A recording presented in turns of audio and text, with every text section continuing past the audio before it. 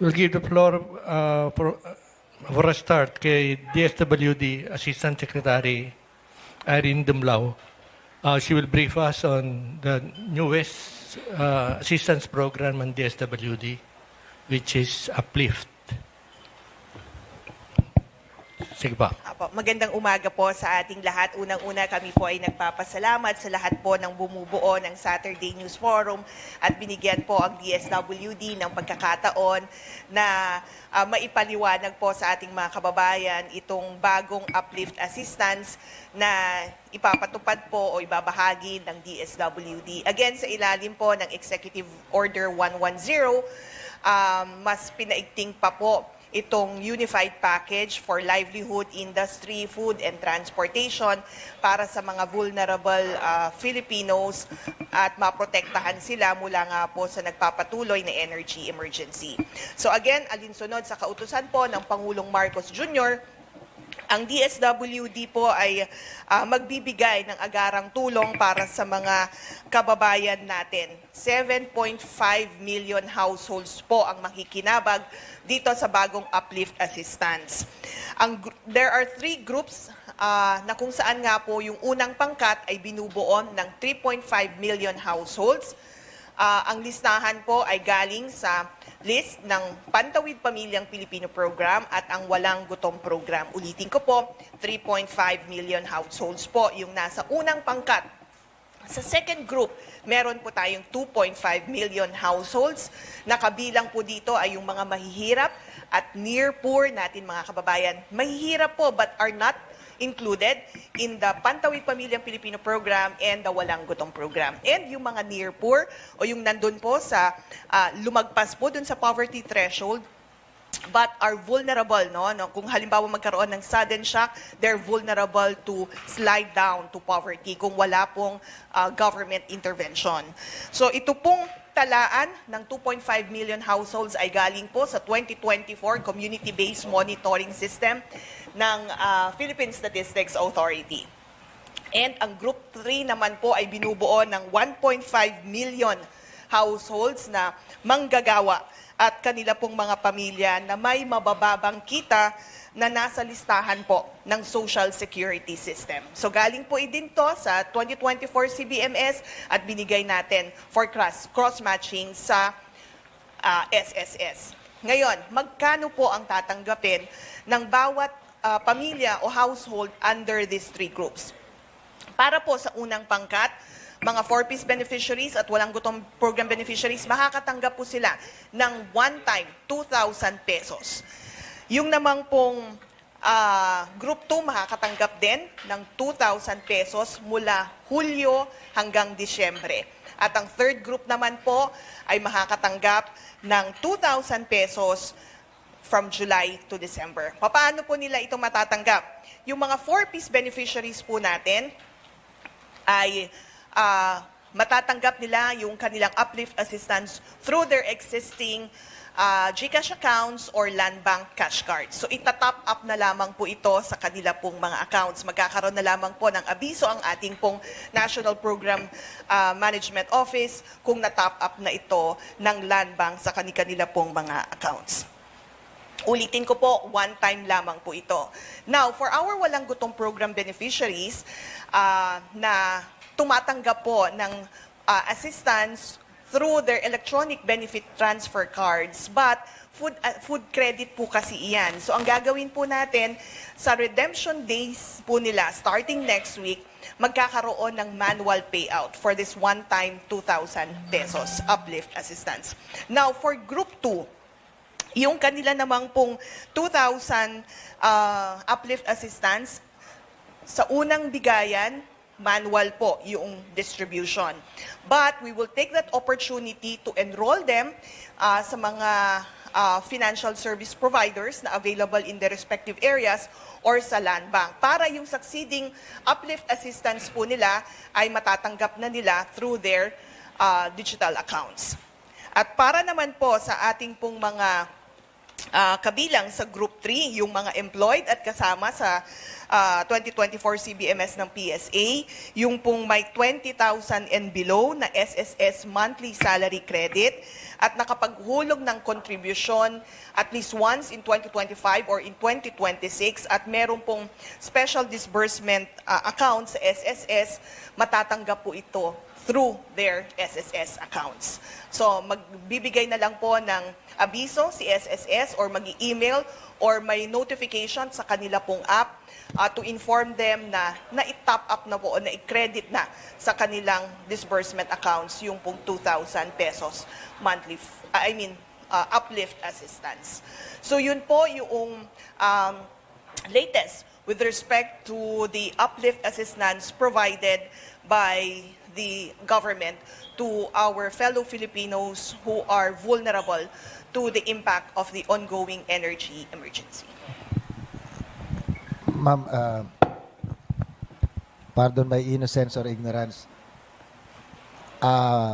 Bakit ngayon lang po yata yung listahan ay kinuha sa SSS sa bibigyan ng assistance? Ano po ang nun? Help us understand, walk us through kung bakit yung listahan ng vulnerable from SSS ang kinuha at hindi yung dating yung hindi dating listahan. Actually, Ariel, ang batayan yung community-based monitoring system. It's the 2024 CBMS, which was verified by, of course, the DSWD in coordination with the local government units. And of course, for the Group 3 ay na-cross-match ito with the SSS para matukoy din natin yung mga kabilang dun sa low middle income class. Kasi ang sinasabi in the past, ang napapabilang lang ay yung mga kabilang sa pinakamahihirap na sektor, but we expanded this uplift assistance. Mas in-strengthen pa to cover more household beneficiaries who may be vulnerable by the impacts nga of the ongoing energy emergency. Kaya nagsama tayo ng nandun sa lower middle income class at ang naging arrangement nga natin to identify who among those in the middle income class are eligible ay yung pong nasa SSS. So, by tapping the list ng SSS, at alam naman dyan kung magkano kinikita nila, so para ma-uplift ang tinarget dito, kakaiba sa ibang ayuda, ito yung nagtatrabaho, pero kulang o salat ang kanilang kinikita. Hindi yung kagaya ng dating poorest of the poor.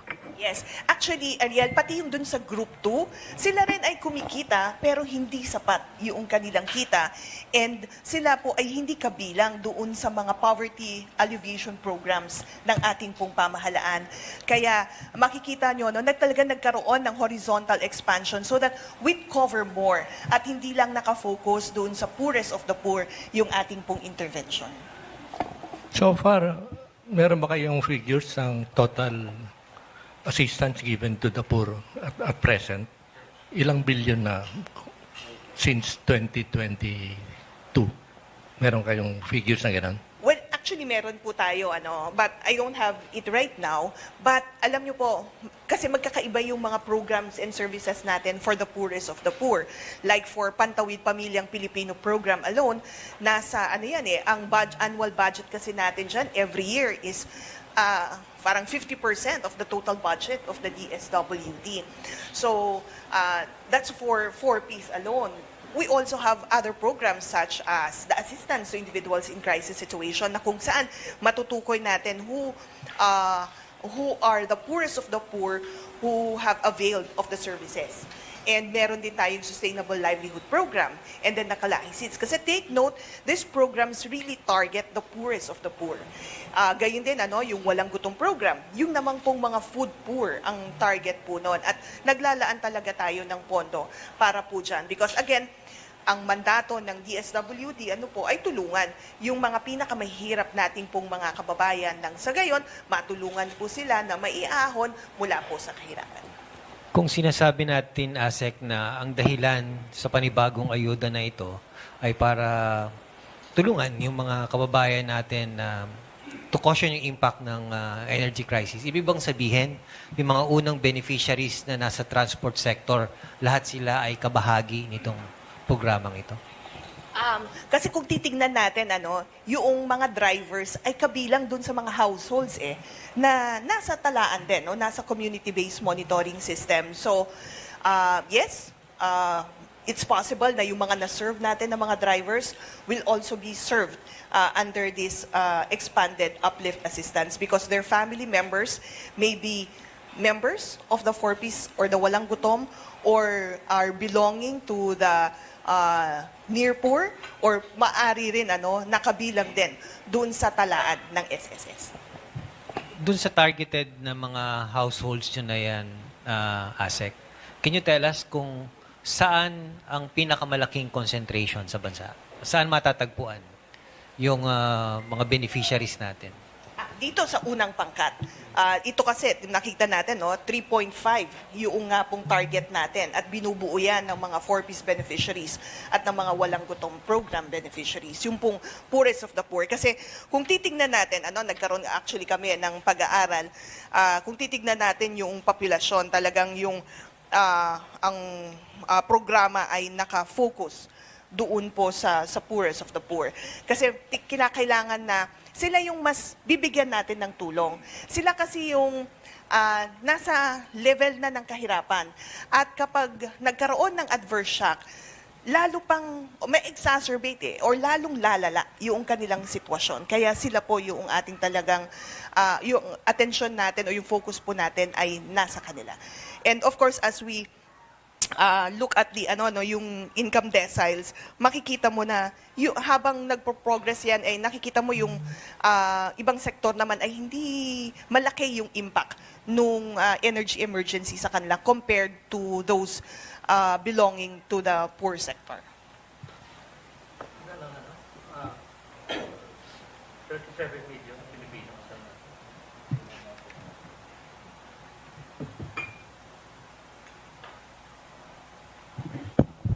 Hello. Kung 37.5 million Filipinos, 7 million households, Hello. and 37.5 million Filipinos. Gaano anong percentage nito sa total, total number of poor? Ito na yon, 37.5 million. Yung 37.5 kasi kabilang na din po dyan yung near poor. No, kasi ang poverty threshold nasa 13,000 plus So yung below that, of course, yun yung poorest of the poor. Pero nag-include din kasi tayo nung near poor, 25%. So sila kasi yung nakita natin at batay sa pag-aaral, isang shock lang maari nga pong bumaba yung kanila pong level of well-being. Kaya kasama po dyan yung near poor na. Sinasabi ng Philippine Development Plan for the entire term of the Marcos government, i-reduce to single-digit level ang poverty. Are we on track on reducing this to 9% or for the next 2 years pa? Yes. Yan po yung goal natin, and yan po yung utos nga ng Pangulong Marcos Jr. na ibaba natin yung poverty incidence sa ating bansa to a single-digit percentage. And makikita naman po natin na we're making progress. Kaya nga po tayo merong mga ganitong mga interventions, mga assistance to caution the impact of the energy crisis, of adverse shocks that might impact yung pong level of well-being ng ating mga kababayan. Kasi we're already on track in terms of improving yung kanila pong, as I mentioned, yung improvement in the level of well-being. And to ensure na hindi sila bababa uli into the poverty trap, kinakailangan magkaroon tayo ng mga ganito pong mga tulong at suporta to caution that impact at masustain natin yung pong achievement natin in terms of reducing poverty incidence. Bakit one time lang, ASEC, to think na marami nang naniniwala na hindi pa naman ganap na natuldukan yung problema kunwari sa Middle East at magpapatuloy pa ito? Actually, para sa mga Pantawid Pamilyang Pilipino Program beneficiaries and walang gutom lamang po yung one-time assistance. Pero for those in the Group 2, yung poor and near poor at yung mga nasa group 3, yung mga manggagawa, low middle income class, 6 months po yung kanilang assistance. So, mula July to December, yung 2,000 pesos na kanilang tatanggapin. Now, you might ask, bakit yung mga 4-piece beneficiaries natin at walang gutom? Minsan lang. Kasi po nagpapatuloy naman yung assistance sa kanila. So, meron pa rin po silang tinatanggap, especially for the 4-piece beneficiaries. Kasi po, by August, makakatanggap na sila nung kanilang educational cash grants. Kasi kung matatandaan, dahil nga may bakasyon, ang tinatanggap lang may bakasyon po yung mga bata sa pag-aaral, yung lamang pong health grants at health and nutrition grants yung kanila pong natatanggap for June and July. So, kinakailangan nating dagdagan yon through the uplift assistance. Questions from media? May pa-invite kayo? Wala na. Sige. Let's give the floor to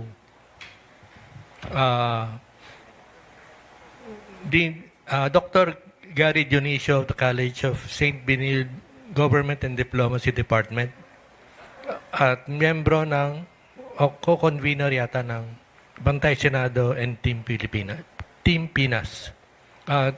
Sila nagba-monitor ng Senate impeachment trial at ang objective nila is to monitor the proceedings and make it understandable to ordinary Filipinos. Kaya nagpupunta sila sa mga eskwelahan at mga komunidad sa iba't ibang parte ng Pilipinas. Sige pa, Siguro bago impeachment, hiningi ko naman ng biglaan kay Dean ng permiso. Kasi tinitinan ko yung kanyang siya Dean ng School of Diplomacy and Governance. Siguro hingan ko muna ng reaksyon dun sa issue ng unggoy. Yung caricature na lumabas sa China na pinoportray ang mga Pilipino bilang unggoy na pinaglalaroan ng Estados Unidos at ng Japan, nung karikatura na asat ng Japan. Siguro, Dean, yung po muna. Bago sa impeachment. Sige po, magandang umaga po sa ating lahat. Yung ay pong eskwelahan, yung School of Diplomacy and Governance of De La Salle, College of St. Benilde, basically, we condemn itong naging pahayag na ito na lumabas nga sa China Daily. Dahil ang China Daily po, ito yung official media ng Communist Republic, Communist China, so, ang sasabi po namin, there's no place sa diplomasya ang racism. Hindi po katanggap-tanggap, hindi po isang marangal at hindi po dapat tinatrato ang ating pong mga bansa. Kahit kayo po ay isang napaka-mataas or what we call the hegemon country para bigyan po ng maling pagtrato yung ang bansa katulad ng Pilipinas. Dahil very obvious naman po dun sa AI generated na yon, may karaoke, nakabarong, tapos pinapakita at ginawa tayong mukha tayong ginawang unggoy. I think this is very unfair. This is against sa ating humanity bilang isang mga Pilipino at ang turo po natin sa diplomasya, there's no place sa racism, sa entire diplomatic practice and protocol. Kayo po ba nakukulangan sa tingin nyo sapat na ang ginawa ng ating gobyerno, Department of Foreign Affairs? Kasi alam natin, yung China, konting-konting po na lamang sa kanila, grabe yung kanilang reaksyon. Sabi nga diba, may pagka-overreaction niya kung minsan. Pero tayo po ba, tama po ba yung mga ginawa ng ating pamahalaan? Nag-file na po ng diplomatic protest dyan ang DFA at yung ating namang DND very strongly worded po yung statement na ginawa ni Secretary Gibo Teodoro. In fact, tatandaan po natin, yung unang nagkaroon ng issue dito, si Commodore J. Tariela sa isang forum na kung saan may AI caricature doon si Xi Jinping. Nangyari po yun sa aming eskwelahan. That's the forum that we hosted and we initiated for our discussion on the West Philippine Sea. At from then, nagkaroon na ng mga palitan, ng mga kuro-kuro, ng mga statements. At dito nakita natin yung naging behavior nga ng ilang mga leader ng Chinese embassy dito sa Pilipinas. They employed what we call yung wolf warrior diplomacy. Very aggressive, very confrontational, no? So, yan po yung naging estilo nila. Kaya tingin ko medyo kulang, no, in a sense, yung mga ilang response na ginagawa ng ating gobyerno, lalo na for example nga nung si DND Secretary Gibo ay dineklara persona non grata, no? Parang wala tayong masyadong response on this. At lalo na ngayon, no? Kasi ang hinambak na dito ay hindi lang yung ating mga leader ng ating pamahalaan. Ang hinambak dito ay yung sambayan ng Pilipino. Kaya yun siguro yung dapat tandaan. Kaya nakakalungkot kung hindi to bibigyan ng suporta ng ating gobyerno at i-condemn, no, in the highest level. So, yan po siguro. Dapat may ganun po tayo ng one voice dito. Hindi lang po dapat DFA, hindi lang po DND. In fact, the entire instrumentalities of the government must speak in one voice in this concern. No? Hindi po ito usapin ng politika. Usapin po ito ng ating pagkatao bilang mga Pilipino. Hindi ba dapat no less than BBM should answer this? Well, sa diplomacy naman po kasi, the DFA is the alter ego of the president. No? So, in a sense, tsaka medyo rin din po yung dapat nating ayusin kasi never naman nagsalita si Xi Jinping, for example, no? Sa mga issue nga ng West Philippine Sea, ang nag-handle lang dito. Kung di natin maigi, yung kanilang Department of Foreign Affairs lang. Kasi nga, you have to maintain pa rin yung certain level ng... pero nevertheless, medyo mabigat na po itong ginawa sa atin. Okay? Hindi na po ito simpleng opinion or caricature na pinapakita na dahil tayo ay so-called nanalo sa arbitral ruling at tayo ay sinuportahan ng Estados Unidos at ng Japan, kaya nagmukha tayong mga alaga nila. So I think this is very unfair, this is very unjust, and I think it requires a more strongly sounded course of action. No? Of course, sa linya pa rin po ng diplomasya. Ang lagi nga po sinasabi, importante ay patuloy natin yung makikipag-usap at pakikipag-ugnayan. Hindi po yan dapat matigil. But of course, we have to draw the line at some point. Yung pong binanggit na parang kasalanan pa ng Pilipinas, I'm referring sa statement po ni Senator Judge Robin Padilla. Well, nalulukot po kami sa ganung statement dahil by default sana bilang bahagi ng Republika ng Pilipinas, dapat meron po tayong tinatawag na sa international relations, harmony of interest. And our primary interest ay yung ating national interest.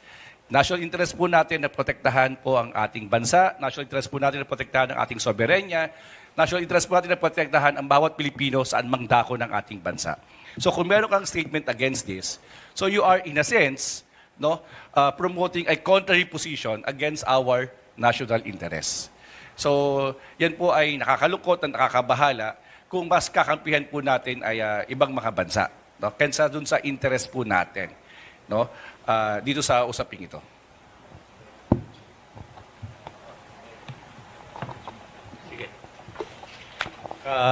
Din, dumako tayo dun sa usapin ng impeachment, dun sa inyong grupo. Paano nyo isasalarawan yung 2 linggo na halos yung trial? Ano ang characterization ninyo sa proseso thus far? Well, nung nagsimula yung trial noong July 6, kami po ay natuwa. Dahil ang sabi nga po namin dito, meron kami tinanong sa amin kung ano aming score. Ang panalo po dito nung first day talaga ay taong bayan. Dahil yung fourth week na idea po natin na last year pati inaantay ay naisatuparan na. But of course, dumako na po tayo sa araw-araw na impeachment, no? It appears na nawawala yung primary purpose ng impeachment. Ang impeachment po ay nakalagay sa Constitution. Hindi po ito para maging exclusive sa mga abogado. This is a tool designed by our Constitution to extract accountability.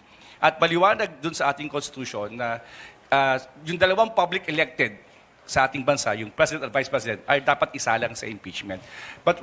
Pero sa naging takbo po ng impeachment proceedings, no, mukhang naging legalistic at alienating in a sense, no, yung naging diskusyon. At in fact, I'm sure sa mga abogado dyan, si Kong Terry for instance, makikita natin maigi, no, parang sa dinami ng objection halimbawa, no, ni Attorney Narvaso, na 47 ata bilang namin doon, no? Halos majority, parang nasa 40 yung na disapprove nga no, ng presiding officer. So, kumbaga sa recitation, parang mali lagi ang tanong mo. No? So, gano'n yung nangyayari. So, parang the point is, it appears ang tingin po namin ay nagiging very technical at very alienating. Mukhang ang purpose po na ganito ay hindi ito masyado maintindihan ng masa at mainip po tayo. So, but then again, we should trust the process. Kaya nga po, meron po kaming sa Bantay Senado, meron kaming mga tatawag na green flag and red flag. We try to monitor the performance ng prosecution, ng defense, at ng ating mga senator judges. Kasi ang ginagawa nga po namin sa Bantay Senado, pupunta po kami sa community. Meron po kami tatawag na community watch party. Nanggaling na po kami sa after we launched the Bantay Senado sa De La Salle, Manila, pumunta po kami sa De La Salle, Camp St. Benilde, sa San Mateo, Rizal, sa Marikina, sa Quezon City, sa Tondo, para po makipag-ugnayan nga po sa mga mamayan kung ano nagiging perspective nga nila dito sa impeachment. And then, yun nga po, nahihirapan silang intindihin yung ilang mga termino at at the same time, ay even yung mga kapwa natin na nasa probinsya. Nagaling din po kami ng Isabela at pupunta rin po kami sa ibang mga lugar. Ang sabi nga po namin, sana impeachment proceedings, katulad sa United Nations, meron kang mga translations along the way. For example, sa Waray, sa Bisaya, sa Cebuano, para maging accessible. No? Kung magagawa sana yon ng Congress or ng Senado, malaking opportunity po yon para hindi po natin mas ma-alienate ang mga Pilipino dito. No? Kaya tama yung ginawa ni Atty. Ligutan last time na nagsalita siya ng Waray. I think is making an audience on that. So, yun din po sana ang appeal po namin. May pagkakataon pa naman, sana mag-allocate ng konting budget no, na kahit pa paano nasa-summarize po yung proceedings sa iba't ibang mga lingwahe, even in sign language. May mga galing po tayong may mga gusto rin po interesadong mga mamamayan tayo no, na may problema po ito sa hearing. So, I think it will also be helpful. Paano i-frame yung results ng first 2 weeks ng impeachment trial? Some are saying na nilamon ang depensa ng prosecution. Tapos, meron din ang sasabi, panalo ang prosecution dito sa first 6 days. Would it be correct to do that na may nanalo, may natalo? Or should we stick to the evidence and make that as the main point dito sa proceedings? Yung ginawa po namin sa Bantay Senado, meron po kaming parang rubric on how to assess yung performance nga po. Yung nga po yung red flag at green flag. Nakita nga po namin yung red flag sa bahagi ng depensa, no, na mukhang ang daming mga unnecessary questions. Of course, even sa ating mga senator judges, no, may ilan dyan kailangan pakikumpara yung ating mga universities. No? I think that also very condescending. At necessary po yan. No? Kasi sabi ko nga, tama po kayo, we talk about, sa impeachment, ang pag-usapan natin ay ebidensya. Nothing more, nothing less. Doon po tayo mag-stick. Hindi ko alam kung ano magiging relevant, for example, kung may issue to ng promotion, kung may alam ka halimbawa sa isang relihiyon, di ba? Halimbawa, tinanong si NBI Director, no, kung may alam siya sa Islam. I don't think there is a requirement to become a regional director no, on particular familiarity on that way. Kasi investigation naman ang kinakailangan. Pero nevertheless, yun po yung tingin namin ng mga red flag on this. But of course, may mga green flag din po kami mga nakita na I think very important to take note. No? Halimbawa, yung sinasabi nga po ni Senator Soto na bakit parang nakafocus tayo doon sa usapin nga ng grave threats. That is basically fall under the category of the criminal court. Ito po ay impeachment court. No?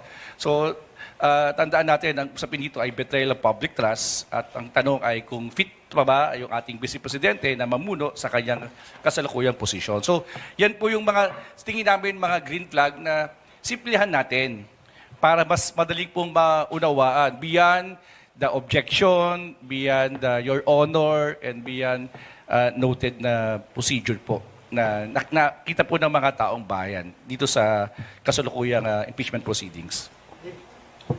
Nabanggit niyo yung terminong condescending. Ano ang inyong assessment dun sa nagsasalitang tayo mag-usap, tayo dito, 4 na abogado. Kasi dadalo kaming abogado eh. Yung isang abogadong kakampi namin, parang nagpapalipat-lipat pa. Sinong iniinsulto rito? Yung senator judges o yung mga Pilipinong hindi abogado o abogada? Siguro bigyan din ng konting background yan. Sa history ng Philippine Senate, nireview po namin dun sa Bantay Senado, wala namang set ng buong senador na lahat ay nanalong abogado. Tandaan po natin yan, simula when we started our Philippine Senate. Because, primarily, hindi naman, the Philippine Senate, for that matter, even in the US, hindi naman requirement na dapat kang tatakbong abogado, ay maging senador, ay abogado ka. So therefore, when impeachment was included in our Philippine Constitution, inaasahan na ito po ay magagamit at maintindihan, hindi lang ng mga lawyers. So I think hindi rin po tama na sabihin na porket abogado ay you know everything.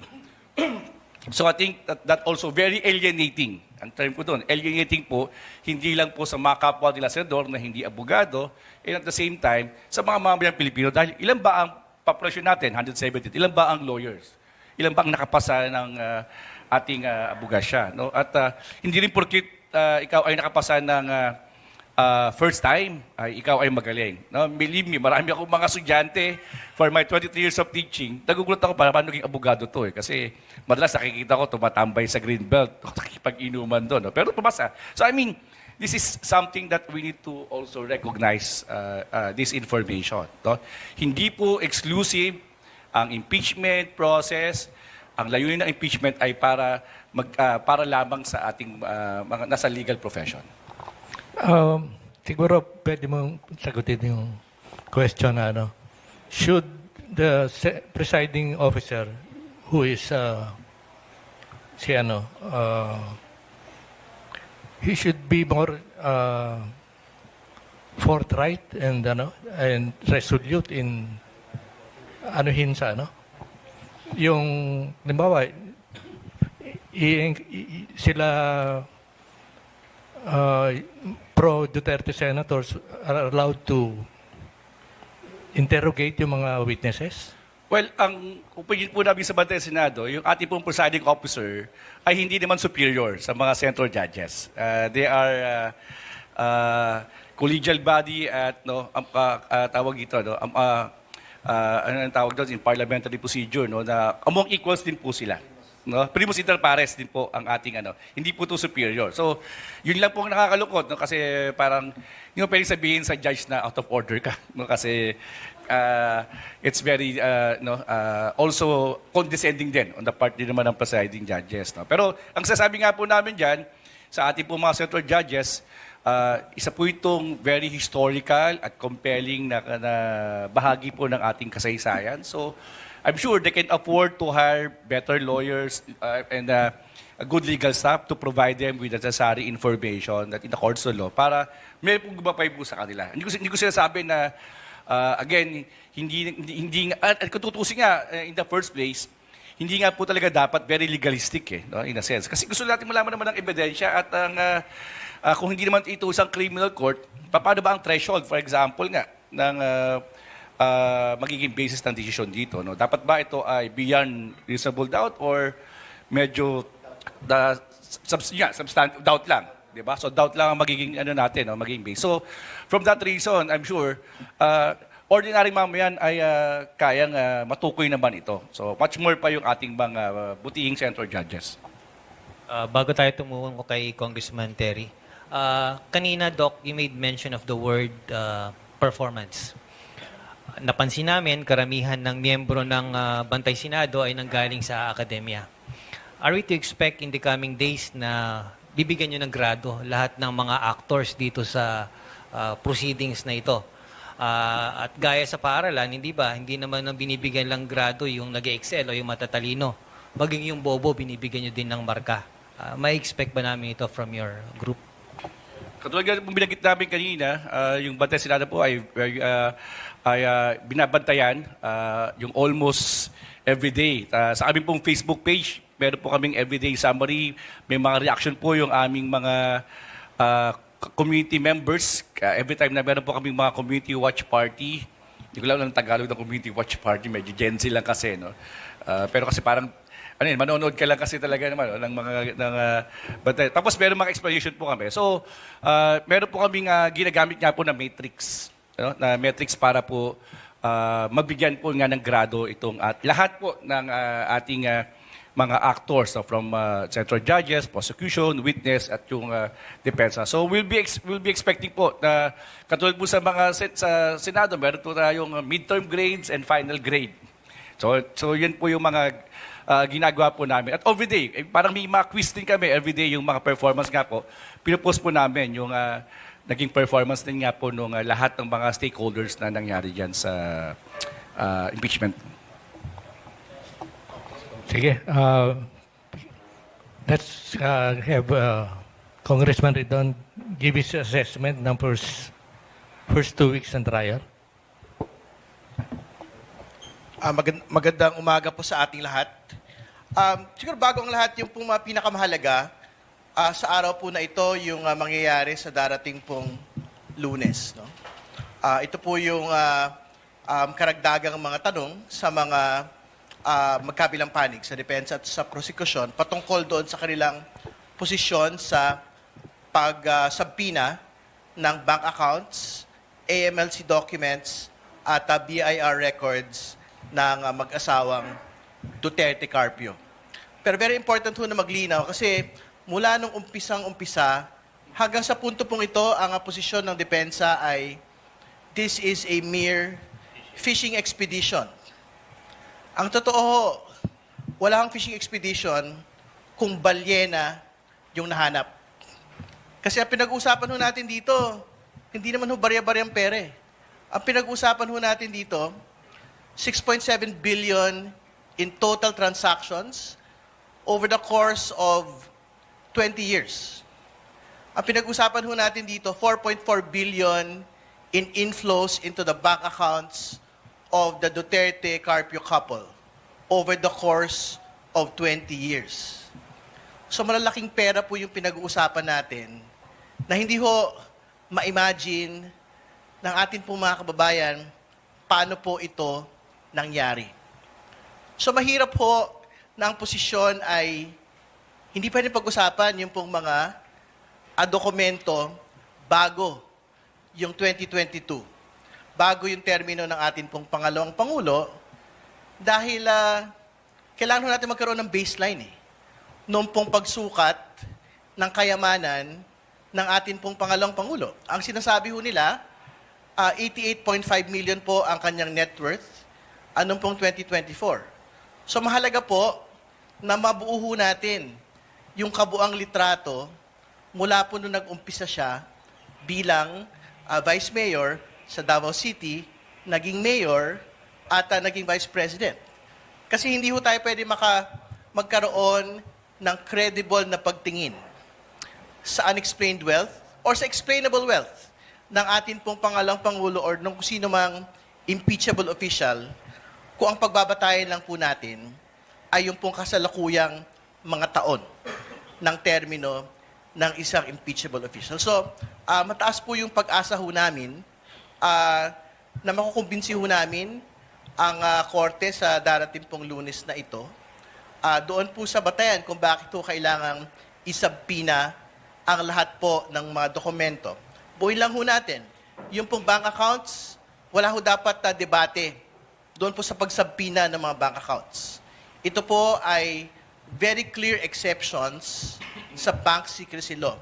Yung pong impeachment trial, impeachment proceedings, ay specific exception sa bank secrecy law. Ibig sabihin, pwede po itong buksan. Ibig sabihin, nakalagay po sa SALN ng ating pong pangalawang Pangulo from 2019 to 2024, wala pong cash on hand, wala pong cash in bank.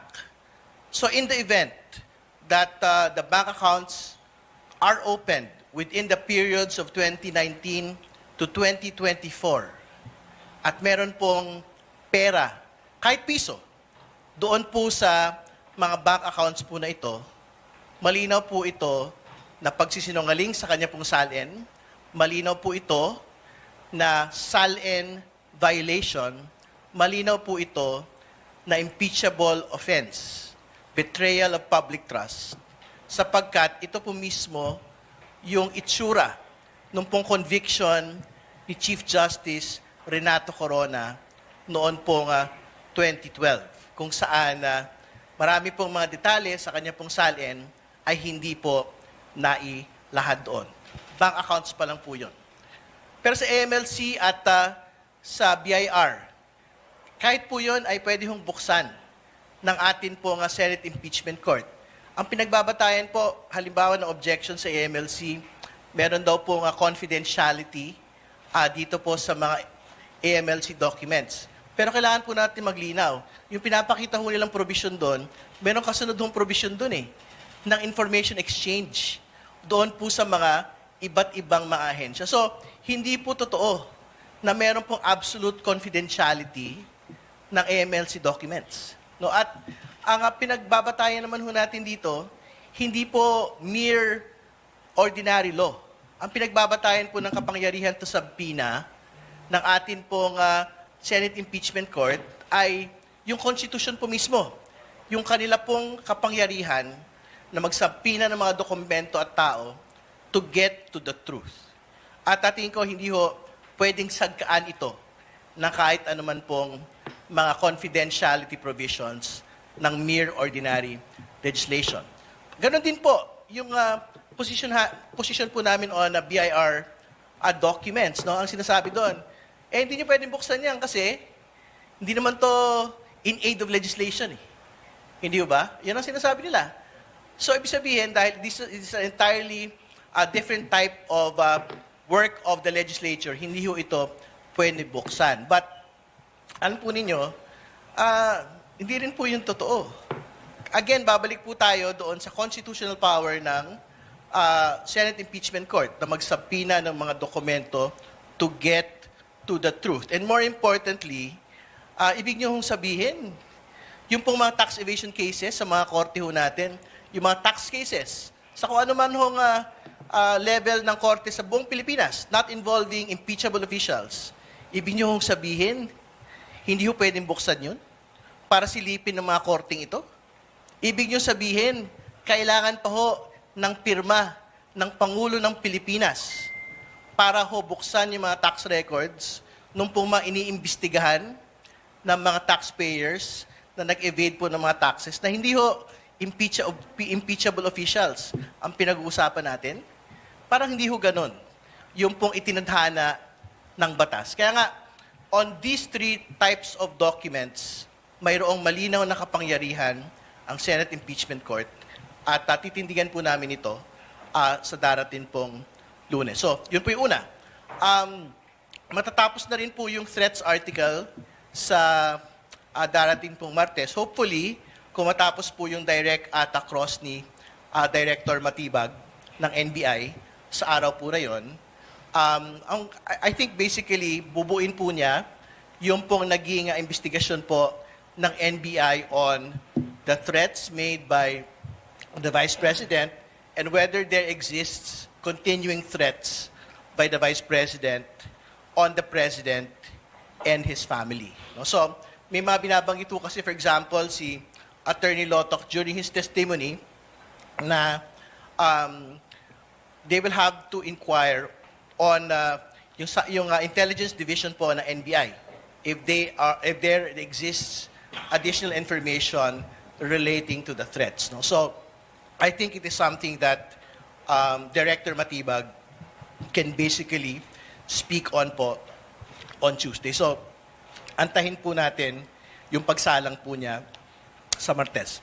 Pangatlo, inaasahan din po natin yung pagsisimula na po ng mga mas mabibigat na articles sa impeachment proceeding po na ito, yung pong pagsisimula po ng confidential funds misuse article. So, nakapagtakda na po ng ilang mga witnesses for Wednesday. Hopefully, maisalang na po namin on Wednesday po yung unang mga testigo sa araw po na yon. So, basically, yung pong confidential funds misuse, pag-uusapan ho roon, yung pong Mary Grace Piatos. No? Kung sino si Mary Grace Piatos, totoong tao ba si Mary Grace Piatos?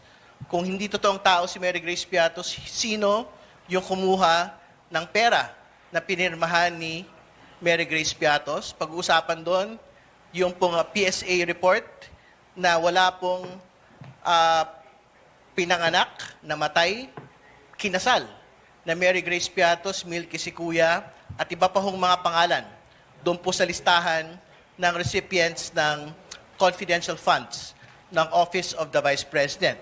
Masasalang ho ulit doon yung NBI handwriting expert kung saan sinabi po roon na parang isang grupo, ilang mga tao lang yung pong pumirma nung kalakhan ng mga acknowledgement receipts nito pong mga confidential funds na natanggap po ng mga tao. At panghuli, syempre makikita rin ho talaga natin doon yung mga COA reports kung saan meron pong inabot na finality yung ilan pong mga perang hinihingi mula doon sa atin pong pangalang Pangulo personal. So for example, yung 2022 confidential funds, it has attained finality at the level of the Commission on Audit proper.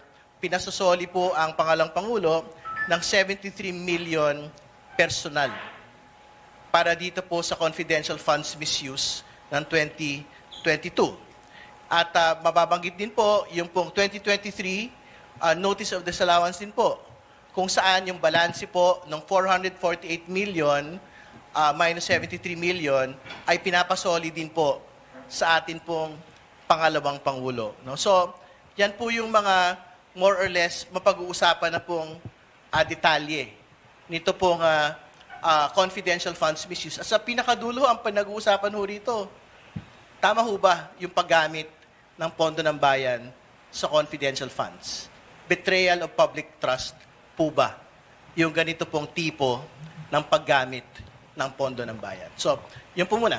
Maraming salamat. Just for clarification, you're saying na the Senate has yet to ask yung banks to furnish the court dun sa bank records ni Sara Duterte.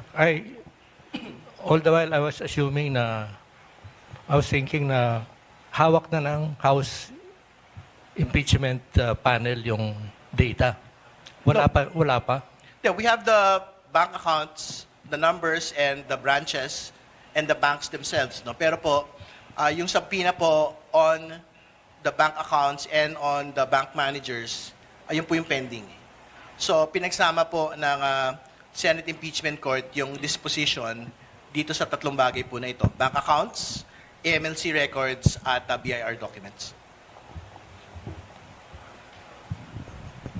May idea po kayo kung anong pwede naming makita kapag binuksan yung box? Well, ika-clarify ko lang, hindi na ho box yung bubuksan. No? The documents will be subpoenaed already. Ibig sabihin, di ba nagsoli po ng box to the BIR, wala na ho tayong pinag-usapang unsealing and opening of the box. Ang pinag-usapan na ho natin, submission of the BIR records to the Senate Impeachment Court through a subpoena. So ang pinagdedebatihan na lang po ron is whether the Senate Impeachment Court can issue subpoenas to the Bureau of Internal Revenue. Meron naman ho kaming previous information kung more or less ano po yung pwedeng abutin, no? Ano po mga dokumento po na yon. Pero syempre mas maganda po na makuha natin yon yung actual certified true copies nito pong mga dokumento po na ito. Bakit kailangan pang approval ni Presidente pag-release ng mga bank records, BIR, Hindi ba hawak nyo na yun? Yung po nga pinag-usapan on presidential approval ay para po doon supposedly sa BIR records. No?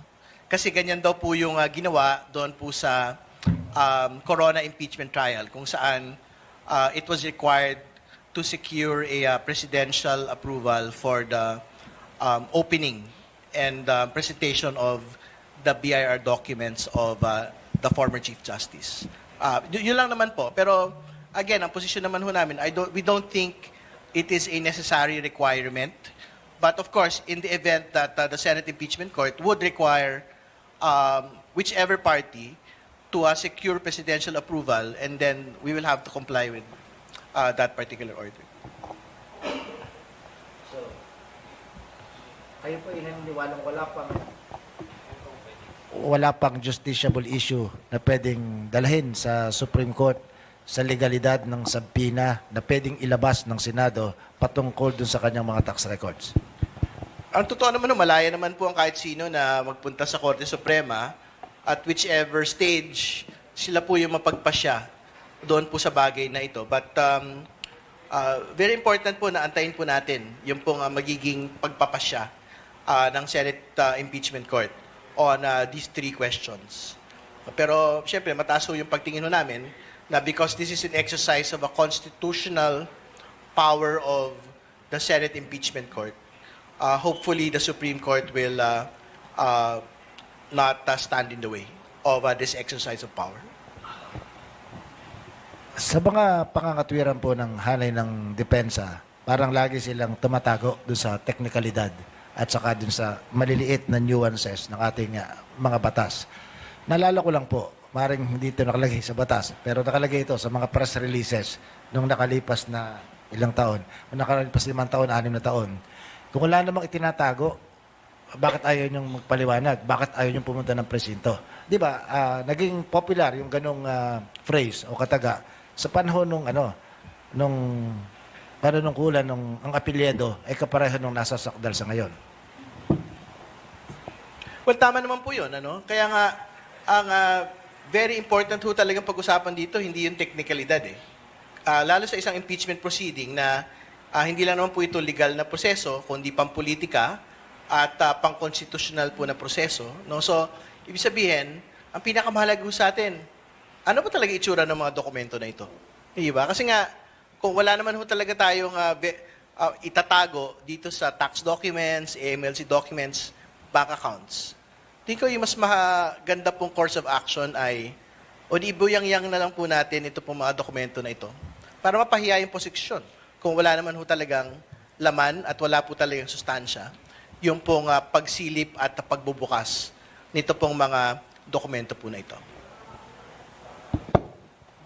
Kung yung Article 2, in the coming days, tatalakayin na ng prosecution. But sariwa pa sa isip ng mga Pilipino dahil ito mismong issue na ito ay extensively na-discuss sa Kamara sa mahabang panahon. So ano ang kakaiba na maaaring asahan ng mga Pilipino para yung viewing public ay tumutok sa pagdinig na ito? Hindi, ang totoo naman ho, wala doon sa mga articles ang bagong-bago sa pagdinig ng atin pong mga kababayan. Pero nakatutok pa rin ho sila dito sa proseso po na ito kasi ang pagkakaiba ho ngayon, harapan na ho eh. Kumbaga, hindi na ho pwedeng magtago ang pangalawang Pangulo doon sa mga House Justice proceedings. Kailangan na ho nilang harapin frontally and they have done it in the last 2 weeks, no? Kung saan lahat po ng witnesses ay subject to cross. Hindi ba? So, tingin ko yan po yung pinakabagong aspeto nito. So, lahat ng mga witnesses na ipipresinta, lahat ng mga dokumento na ipipresinta, pwede pong i-challenge yung each and every statement, pwede pong i-challenge yung each and every document na which they have done in the last 2 weeks, no? Pero as far as we're concerned, they had nitpicked on the documents, but they have not dismantled the authentication and the testimony of the 2 witnesses. Help us understand, Kong. Bahagi ng motion ninyo sa prosecution yung pagbubukas ng BIR box. If ever, sasapat ba yung magiging desisyon ng impeachment court dito o talagang kinakailangan sa lundo ng lahat ng ito, kinakailangan pa rin ng kapasyahan mula sa Pangulo para mabuksan yung box? Ang atin hong pagtingin nga ay hindi naman ho kailangan. No? Kasi kung if it is a subpoena, the BIR will have to comply. And again, our question nga po is, yung bang mga ordinaryong mga tax cases sa mga trial courts, sa Court of Tax Appeals, pagka ho ba binubuksan natin yung mga dokumento na yun, ng ordinaryong taxpayer A, taxpayer B, kinakailangan ba natin talaga na mag-secure ng pirma ng Pangulo ng Pilipinas para dito, para ma-subject sa proseso po ng mga korting ito? Parang hindi. Di ba? So, kung ganun po yung kalagayan doon po sa ibang mga paglilitis, hindi ko alam kung paano ho magkakaroon ng pagkakaiba dito po sa ganito pong paglilitis. Hindi ba? So, very important po yung pong consideration po nung pong point na yon. So, but again, we will leave it to the Senate Impeachment Court to make the decision on the matter. If they will require us to seek presidential approval, or they will require the BIR to seek presidential approval, and then we will comply with that particular order. So we will see po on Monday. Sige, questions from media?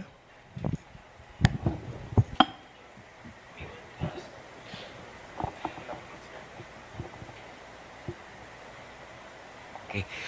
To ASEC Irene po muna. Ma'am, doon lang po sa doon sa uplift assistance, 'di ba? Doon sa group 2, may manual payout on the first month. Baka may reminder kayo sa mga politicians. Go ahead, ma'am. Okay, JC, doon sa gagawin natin na mga manual payouts, titiyakin of course ng DSWD na wala pong mga local officials who will be directly involved in the actual distribution of the uplift assistance. And po, kung meron po tayong mga local officials who will be seen in our payout activities, we will understand that they're there to exercise their official duties and functions. No, halimbawa po, sila kung nandun, it's an exercise of their oversight functions. We understand yung Kongreso, yung Senado, magkakaroon uli ng hearing hinggil nga po sa uplift assistance, kagaya nung ginawa doon sa cash relief assistance, na pinatawag po kami sa Kongreso, sa Senado. So maganda rin po na makita nila kung papaano yung ating pong mga proseso, mekanismo na ina-adapt to ensure efficient and effective distribution of this uplift assistance. Kung halimbawa, nandun po sila mayor, we would understand that they're there to ensure na maayos po yung mga payout sites, because pagmamayari po ng lokal na pamahalaan yung gagamitin natin ng mga payout venues, and of course magpapahiram sila ng karagdagang pong mga kawani para matiyak na maayos, orderly, and of course secure yung mga payout activities natin. Again, titiyakin natin na wala pong mga paraphernalia, wala pong mga tarpaulin dun sa ating mga payout venues. And again, ulitin ko po, hindi po sila magiging involved doon sa actual distribution, at wala pong mga programa, hindi po sila magsasalita doon po sa ating pong mga payout venues. Thank you, ma'am. To Kong Terry, Kong, yung binabanggit lang po na magiging pasabog ni Director Matibag come July 21, tama po ba? Ano po kaya yung na yun, pasabog na yun? Kung sinabi ko yun, hindi na pasabog yun. So, antayin ho natin yung pong testimonya po ni Director Matibag. Di ba yung magkapatid mukhang nanggagalaiti doon sa plano ni na yung tungkol sa Caldero at Fisgo funds. Do you expect him to that the siblings to raise serious objections planned probe by the Senate? Ombudsman Well, una sa lahat, hindi ho namin alam kung ano po yung mangyayari doon sa pagsalang po ni Director Matibag. Pero, syempre, ang focus naman ho talaga namin is to let him speak his truth.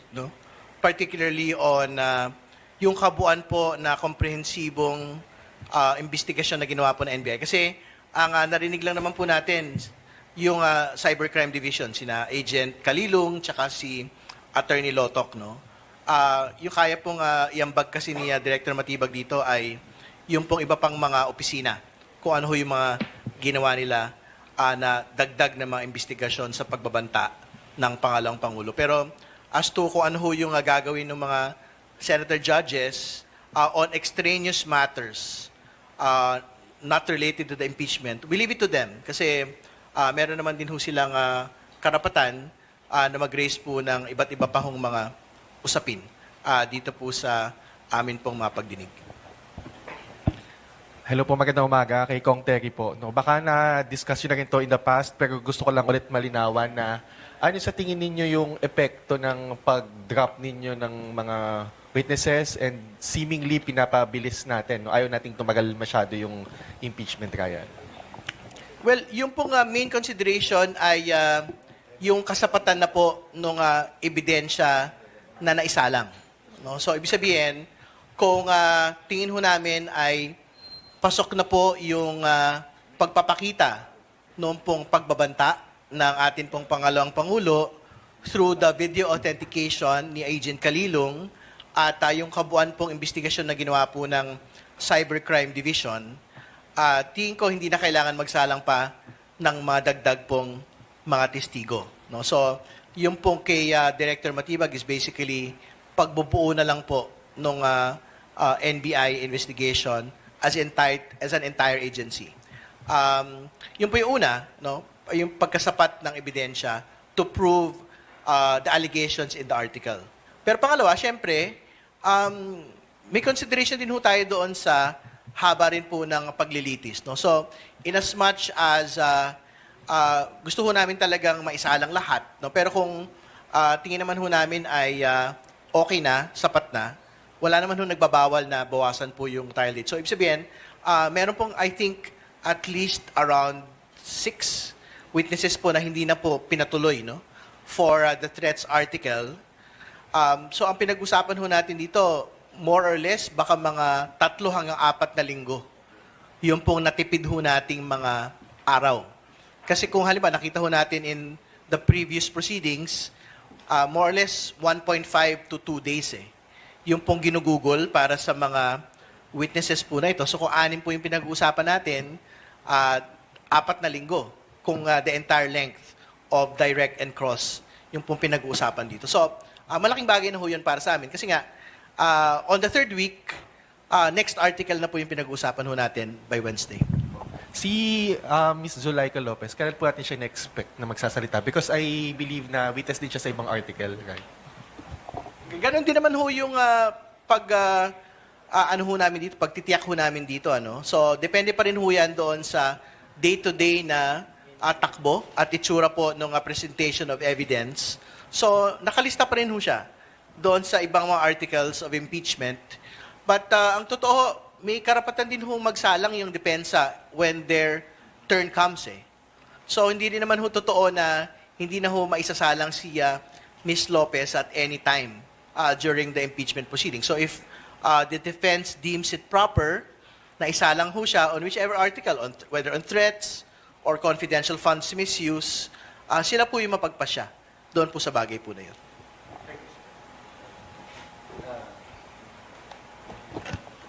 May patakaran po ang Senate Impeachment Court sa pag-handle ng hostile witness. Ano po?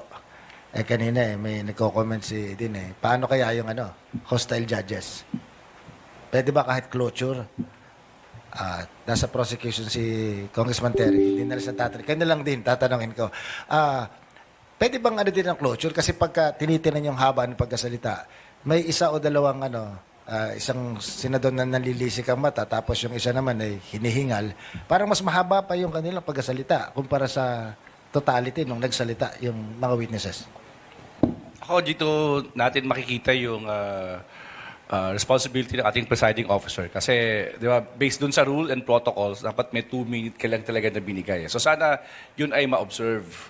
No, dahil sabi ko nga kanina, first among equals itong mga senator judges, pero bottom line, for the sake din ng mga Filipino people, at pag sila mismo, no, nandun sila for the longest time, tapos nagtatanong sila ng mga questions na seemingly irrelevant, at walang masyadong kaugnayan dito sa nangyayaring pagtalaki nga ng ebidensya, i-self-police na yung kanilang mga sarili. Pero of course, baka malaking tulong din kung sa mga senator, sa mga magkaroon ng caucus, halimbawa, ang impeachment court, sa pamamagitan ni Senate President Win Gatchalian at ni Presiding Officer Senator Chis Escudero to remind the protocols and the procedures on as well as the behavior itong impeachment court para po maiwasan na po natin to. Lalo nga, sabi ko nga kanina, baka itong next week, si Director Matibag, medyo meron na pong mga statement dito si Senator Alan nga, tsaka si Senator Pia, no? So, wala nga po tayong hostile witness, baka magkaroon naman tayo ng hostile judges. So, sana po ay wag po mangyari yun.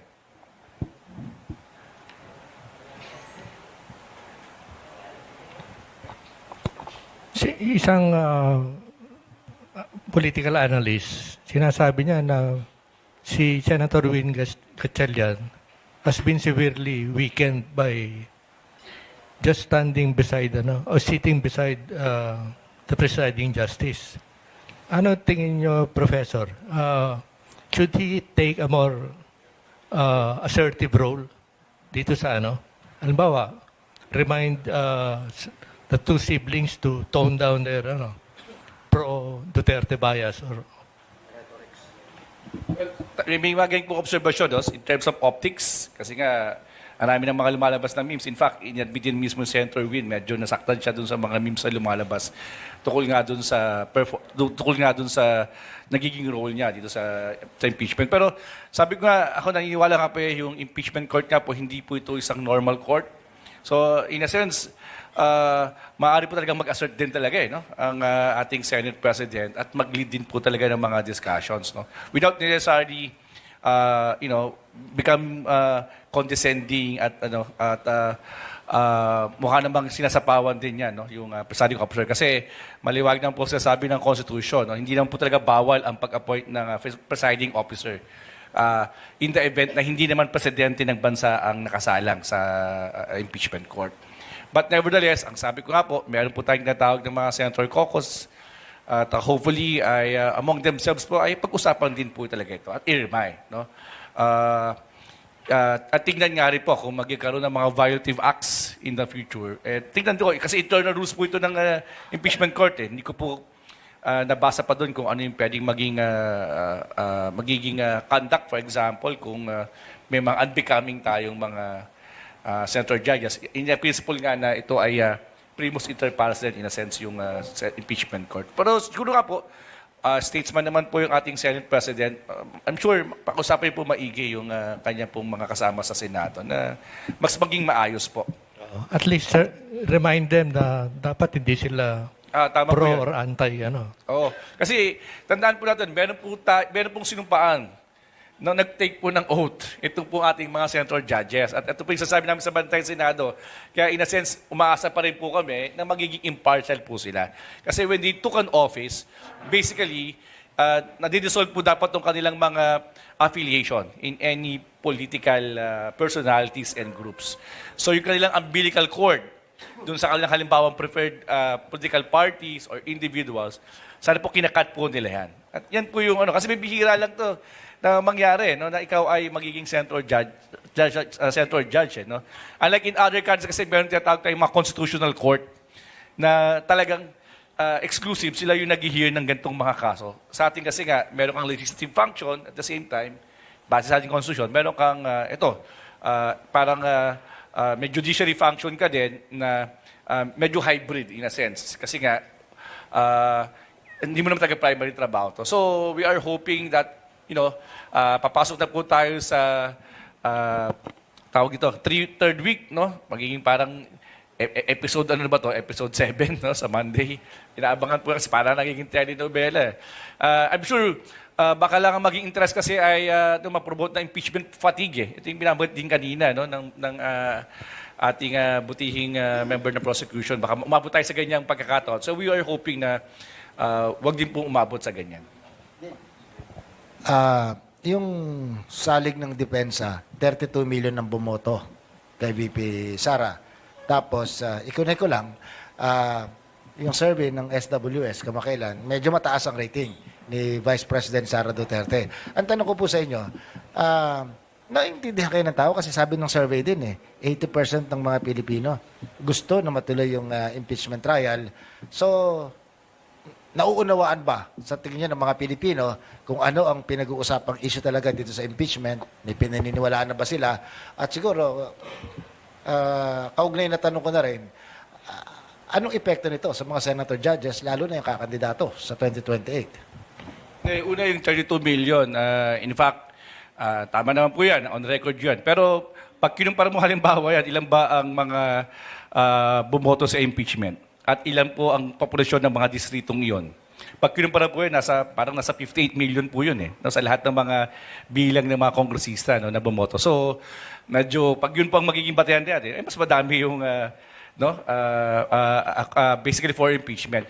At hindi yung even SWS at even Octa, ang sasabi nga nila, simulan po talaga itong impeachment. But of course, wala pong correlation, for example, yung yung performance halimbawa ng Vice President, kung siya ay popular. Kasi ang minimeasure doon po dito ay ang popularity. Hindi naman minimeasure dito yung mga naging kabalian ng Vice President. So, hindi po ito directly proportional at wala po itong korrelasyon. At of course, parang yung Supreme Court, di ba? Hindi naman sila nagde-decide based on popularity issue. Yung mga korte po, hindi naman po nagde-decide based on popularity issue. Nagde-decide po sila based on the evidence. At nagsisimula pa lang itong impeachment, hindi pa nga masyadong naglalatag ang mga ebidensya kaya nga dahil nga sa style ng depensa masyado talagang pinapatagal din talaga yung mga pagtatanong. So I think baka mas marinig ng mga tao, halimbawa ito nga sa confidential funds papunta na tayo diyan, baka mas magkaroon ng mga bagong opinion tungkol dito. Hello po, magandang umaga. Kay ASEC Eri naman po. The President signed an executive order extending regarding sa 4Ps po. Can you have details po about this? Yes, Jervis, unang-una nagpapasalamat tayo sa Pangulong Ferdinand R. Marcos Jr. sa pag-aproba ng rekomendasyon ng National Advisory Council na i-extend yung 7-year limit para sa mga 4Ps beneficiaries po natin. Kung matatandaan sa Republic Act 11310 o yung 4Ps Act, may provision po doon na nagsasabi na ang period na maaring mapabilang ang isang mahirap na pamilya sa 4Ps program ay 7 years. Ibig sabihin, kapag na-reach na nila yung 7 years, mag-exit sila sa programa. Pero nakalagay din doon na yung National Advisory Council may recommend an extension for justifiable reason. Ngayon po, as of March 2026 kasi, nakita natin na merong 1.8 million households na maaring mag-exit na sa programa dahil na-reach na nila yung 7-year term limit. However, nung nag-administer tayo ng Social Welfare Development Indicators, nakita po natin na nasa mga 1.3 million households ang nasa level 1 pa o level 2. Yung level 1, survival level, yung level 2, subsistence level. So, batay sa ating pong assessment, hindi pa nila kaya na tumayo sa kanilang sariling paa. Kinakailangan pa rin ng pagpapatuloy na government intervention. So, with this executive order signed by the President, magpapatuloy po tayo na mamumuhunan sa edukasyon at kalusugan ng ating mga 4Ps beneficiaries at titiyakin na mag-improve yung kanilang level of well-being. In this executive order, sinasabi din po na gagamitin natin yung Social Welfare and Development Indicator to measure yung social adequacy and economic sufficiency of our 4Ps beneficiaries para matiyak na sila nga po ay pwede nang mag-exit sa programa. At meron pong kaukulang responsibilidad ang DSWD, sinasabi na dapat i-intensify natin yung ating social case management, tiyakin na yung kinakailangan pang tulong at suporta ay maipaabot sa ating pong mga 4Ps beneficiaries to ensure their graduation or exit from the program because their level of well-being has increased or has improved, I mean to say. May limit ba na bago tinakda? Kasi parang wala dun sa EO na ilang years, kung if not 7, how long can they extend? Wala. As long as lumalabas doon sa Social Welfare and Development Indicator na hindi pa nag-improve yung level of well-being, mananatili po sila sa programa. But hindi nangangahulugan, Jervis, na hindi natin tututukan yung case management sa mga 4Ps beneficiaries na ito. Dapat mas intensified yung ating pong magiging management to ensure that mag-improve yung kanilang level of well-being. Gayon din po, tiyakin natin na makikipag-coordinate pa tayo sa ibang pang mga ahensya ng pamahalaan para ibang tulong at suporta ay maibibigay dito sa ating pong mga 4Ps beneficiaries. If I may add, kasi madalas po kami na umiikot ni Secretary Rex Gatchalian, nagkakaroon kami ng focus group discussions with our 4Ps beneficiaries at alam niyo po ang sinabi nila, marami talaga sa kanila lubhang naapektuhan nung COVID-19 pandemic. Marami po ang naapektuhan ng iba't ibang mga kalamidad, mga bagyo, lindol. Kaya kahit 7 years na sila sa programa ay mahirap pa rin po sila. Kaya again, nagpapasalamat po kami sa Pangulo at inaprubahan niya yung rekomendasyon ng ating National Advisory Council. Patutuo po ito na nakikinig po ang ating pong pamahalaan sa mga hinaing ng ating pong at rekomendasyon ng ating pong mga program beneficiaries. Ma'am, yun pong sa 1.8 million households as of March 2026. Ito yung dapat na pag-graduate na, pero 1.3 million of them nasa level 1 or 2. Correct, ma'am, no? That's Paano correct. nalaman na they are in that level? Kasi taon-taon po, nag-a-administer tayo ng Social Welfare and Development Indicators. Tool po ito ng ating mga social workers to measure social adequacy and economic sufficiency. Kasi nga, tinitignan natin kung nag-i-improve yung level of well-being ng ating pong mga 4Ps beneficiaries. Taon-taon, that's correct. Yung issue ng impeachment, sinasabi nung ilan na pagkasayang lang daw ng pera, yun daw ginagastos, sana, pakain nilang sa mahihirap. Ma'am, dumami po bang nagugutom nung magsimula yung panahon ng impeachment? O dahil sa inyong programa, nabawasan pa ang nagugutom na Pilipino? Siguro ganito na lang po ang banggitin ko. Alam niyo po, bago magkaroon ng energy emergency, nasa 14.8 million households ang nasa mahirap, o ang mahihirap. At batay po doon sa aming pong pag-aaral, po pwedeng maging 16.2, mahigit 16.2 million households yan kung wala po tayong government intervention. Kaya nga, meron tayong mga ganito, mga uplift assistance at nagpapatuloy yung iba't ibang mga programa at serbisyo para hindi lumobo yung bilang ng mga mahirap nating mga kababayan. Siguro ang sabihin ko na rin, idagdag ko na rin lang dyan is, kaya nga po nakatutok ang DSWD. Finu-fulfill natin yung ating pong mandato na mag-provide ng mga social welfare programs and services para makaution yung impact ng iba't ibang klase ng mga shocks, disasters, calamities o ibang mga krisis para hindi po lalong sumadsad yung mga mahirap nating makababayan at hindi madagdagan yung bilang ng mga mahihirap.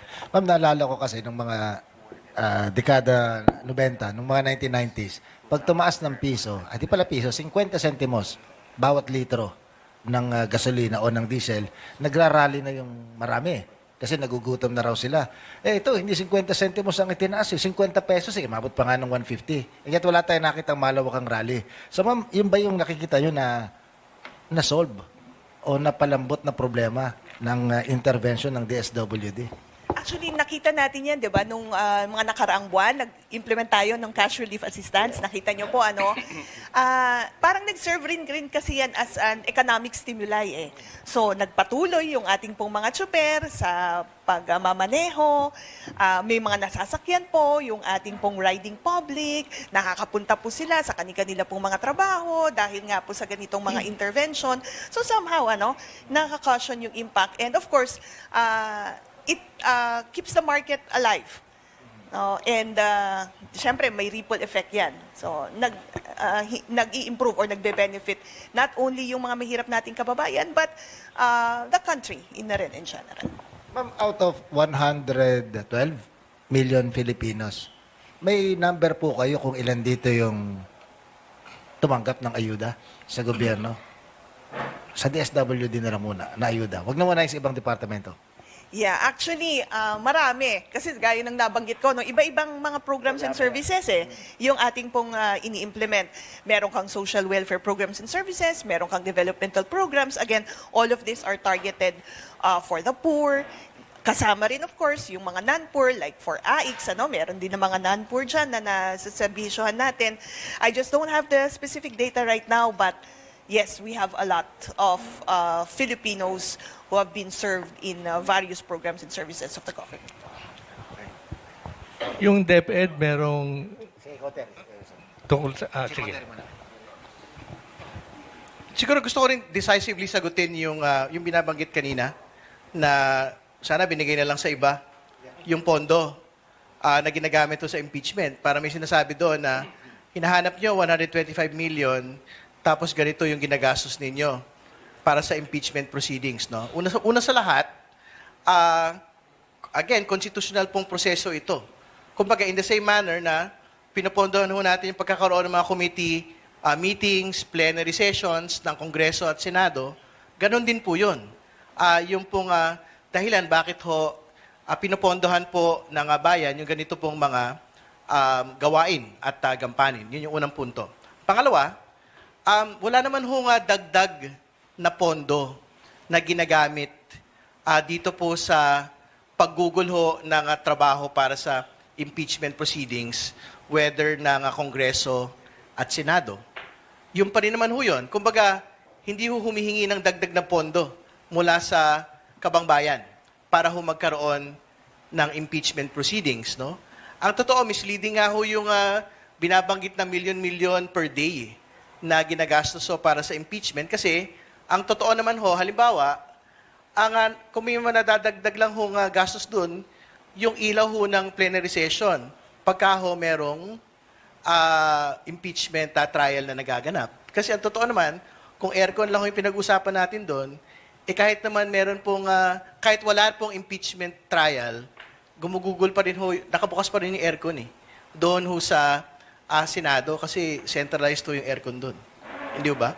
So, kumbaga, hindi ho totoo na sayang yung pera or sana ginugol sa iba. At more importantly, hindi rin naman ho pwedeng ibigay sa DSWD yung pong naitakda na hong pondo para sa Kongreso at Senado.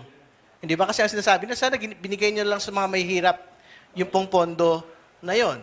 Kasi pag ginawa ho yun, kaso yun. Hindi ba? Kaso ho ng Senado at kaso ho sa Kongreso yun pag ginawa po yun in the middle of budget implementation. So, wag ho natin linlangin yung pong mga tao. Wala hong dagdag pondong ginamit para sa impeachment proceedings, whether at the House level or the Senate level. Hindi ho tayo nagsasayang ng pera dito dahil ito po ay proseso ng pagpapanagot ng mga matataas pong opisyal ng pamahalaan. Isang question na lang sa DSWD. Ang DepEd has launched an expanded feeding program sa ano ba yun? Primary level lang ba yun? Taka high school? Ano yung participation ng DSWD dito? Ang DSWD naman po meron kaming supplementary feeding program. Ito naman po para doon sa mga children enrolled in child development centers, mga 3 to 5 years old. Dati-dati tawag po natin dyan, daycare center. So sila naman po yung beneficiaryo natin under the supplementary feeding program. Idagdag ko na rin po, meron din naman po tayong walang gutom kitchen. So sa mga walang gutom kitchen, nagpro-provide din tayo ng hot and nutritious meals, hindi lamang po sa mga bata, but sa lahat po na nakakaranas ng involuntary hunger. Our aim in expanding the implementation of the Walang Gutom Kitchen, of course, is to end hunger one kitchen at a time. So, at present, we have 3 Walang Gutom Kitchens, 1 in Pasay City, 1 in Cebu, and 1 in Zamboanga City. And this year, we're adding more. Ang utos po ng Pangulong Marcos Jr. is at least 12 Walang Gutom Kitchens po ang ating pong i-operate. Wala nang questions from media. At this point, I'd like to thank our resource persons for today.